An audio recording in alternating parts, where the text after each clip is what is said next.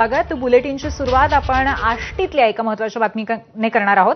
आष्टी मतदारसंघाचे भाजपचे आमदार सुरेश धस यांच्या मुलानं सोमवारी कार चालवताना एका दुचाकीस्वाराला धडक दिली. यामध्ये दुचाकीस्वाराचा मृत्यू झाल्याची घटना घडली आहे. नितीन शेळके असं मृत व्यक्तीचं नाव आहे आणि या सगळ्या प्रकारासंदर्भात अधिक माहिती घेऊया. आपले प्रतिनिधी कृष्णा केंडे आपल्यासोबत आहेत. कृष्णा, नक्की हा अपघात कुठे झाला, कशा पद्धतीने झाला आणि त्यानंतर पुढची कारवाई कशा पद्धतीने होतीये?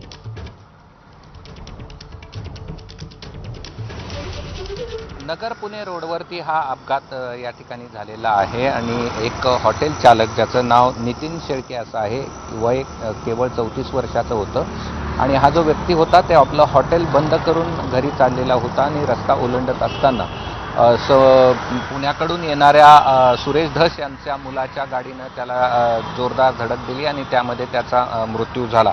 या FIR मध्ये आणि पोलिसांनी देखील चौकशीमध्ये स्पष्ट झालंय की हा जो अपघात झाला त्यावेळी जी MG हेक्टर नावाची गाडी होती ती स्वतः सुरेश धस यांचा जो मुलगा आहे सागर हाच या ठिकाणी चालवत होता अशा प्रकारचं समोर आलेलं आहे. पोलिसांनी सुपा पोलीस ठाण्यामध्ये या विरोधात गुन्हा दाखल करण्यात आलेला आहे. मात्र यामध्ये जी आणखीन एक माहिती समोर येते ती अशी पण आहे की अपघात झाल्यानंतर सुरेश धस यांचा मुलगा स्वतः पोलीस स्टेशनमध्ये या ठिकाणी हजर झालेला होता आणि त्यांनी ही सगळी हकीकत पोलिसांना सांगितली होती. मात्र या सगळ्या प्रकरणात आता सुरेश धसाच्या मुलाच्या विरोधात गुन्हा दाखल केलेला आहे आणि पुढची तपास या ठिकाणी पोलीस करत आहेत आणि यामध्ये मात्र अद्याप कुणाला अटक किंवा ताब्यात घेण्यात आलं नसल्याचं या ठिकाणी हे देखील स्पष्ट झालेलं आहे. मात्र आता कार चालवत असताना सुरेश धस यांच्या मुलाच्या काही टेस्ट केल्या गेलेल्या आहेत का किंवा दुचाकी चालकाच्या काही टेस्ट केल्या गेल्यात का हे देखील पाहणं महत्त्वाचं आहे आणि या सगळ्यानंतर आता पोलीस काय कारवाई करतात हे देखील पाहणं तितकंच महत्त्वाचं असणार आहे. पूर्वी धन्यवाद कृष्णा, तुम्ही दिलेल्या सविस्तर माहितीबद्दल. दरम्यान या प्रकरणावरती आमदार सुरेश धस यांच्याशी बातचीत केली आमच्या प्रतिनिधींनी. बीड जिल्ह्यामध्ये एक अपघाताची घटना घडली. या घटनेमध्ये आमदार सुरेश धस यांचा मुलगा गाडी चालवत होता आणि त्याच्यामध्ये दुर्दैवाने एका तरुणाचा मृत्यू झालाय. नेमकं काय झालं, कधीची घटना, या सगळ्या विषयासंदर्भात बोलण्यासाठी स्वतः आमदार सुरेश धस आपल्यासोबत आहेत. त्यांना नेमकं काय झालं, कधीची घटना आहे, किती वाजता ही घटना घडली आणि तुमचा मुलगा कुठून कुठे जात होता? बीड जिल्ह्यामधली ही घटना नाही, अहिल्यानगर जिल्ह्यामध्ये ही घटना घडलेली आहे आणि माझा मुलगा डॉक्टर सापळे म्हणून आहे तिथे दादरला. त्याचं रेग्युलर चेकअप असतं. तो 8:45-9 वाजता आमच्या घरून निघाला होता आणि 10:30च्या आसपास त्या पॉईंटवरती आला. दुर्दैवानं तो मुलगा जो आहे नितीन शेळके तो हॉटेलचं तिथे त्यांचं हॉटेल आहे, हॉटेलचे मालक आहे, ते गपकन त्या ठिकाणी आडवा आला आणि आडवा आला. दुर्दैवानं तो ॲक्सिडेंट घडला. माझ्या मुलानं आणि त्याच्या चुलत भावानं उचलून त्याला दवाखान्यापर्यंत नेण्याचा प्रयत्न त्या ठिकाणी केला, परंतु दुर्दैवानं तो तिथपर्यंत सुद्धा जाऊ शकला नाही.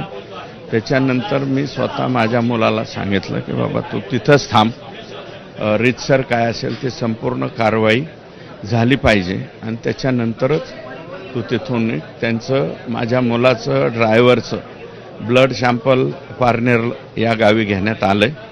त्याच्यानंतर ते FIR दाखल झाल्याच्या नंतर रीतसर जे आहे ते त्याच्या अटकेची कारवाई होऊन पुढील तपास जे आहे ते पोलीस करतात.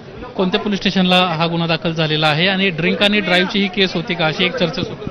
मला वाटतं पोलीस स्टेशन सुपा आहे, आउटपोस्ट ते आहे पारनेरचं आणि तिथे गुन्हा दाखल झालेला आहे. ड्रिंक अँड ड्राईव्हची ही केस आहे अशी एक चर्चा सुरू आहे, सत्यता काय? माझा मुलगा सुपारी सुद्धा खात नाही, त्याच्यामुळं ड्रिंक अँड ड्रायव्हर हे फार लांब राहिलं. सुरेश धसांवर आता मागच्या काही दिवसांमध्ये ज्या पद्धतीने तुम्ही भूमिका घेतली तर त्याच्यावरून कुठेतरी आरोप होत आहेत. भाजप आमदार आहेत, स्वतःचं वजन वापरतायत, मुख्यमंत्र्यांच्या जवळचे आहेत आणि कुठेतरी गुन्हा दाखल करणं, उशीर करणं असेल. विनाकारण गैरसमज असतात. कुठलं दबाव वापरण्याची किंवा कशाची मी त्या जिल्ह्याच्या SP फोन केलेला नाही, ना तिथल्या कोणाला इतरांना फोन केलेला नाही. रीतसर कारवाई जी आहे ते झालेली आहे. दुर्दैवानं तो ॲक्सिडेंट जो आहे तो घडलेला आहे. कोणती कलम नोंदवण्यात आलेत, काही कल्पना आहे का त्याबद्दल? कलम कोणकोणती नोंदवण्यात आली? नाही, मी माहिती त्या ठिकाणी घेतली. ॲक्सिडेंटचे जे कलम असतील तेच कलम लागलेले असतील. आणि त्याच्यावरती ब्लड सॅम्पल पण त्यांचे घेण्यात आले रात्रीच लगेच. ती तत्परता तिथल्या पोलिसांनी दाखवलेली. आणि आजकाल काय आहे की पोलीसवाले पण अशा काही घटना घडल्याच्या नंतर तातडीनं सर्व ॲक्शन घेतात, त्याप्रमाणे त्यांनी घेतलेली आहे. माझं त्याच्याबद्दल काही मत नाही. आणि दुर्दैवानं तो नितीन जो मुलगा आहे तो त्याच्यामध्ये गेलेला आहे. बाकी ह्याच्यामध्ये दुसरं काहीही नाही. मुलगा तुमचा सध्या जेलमध्ये आहे की त्याला सोडलेला आहे?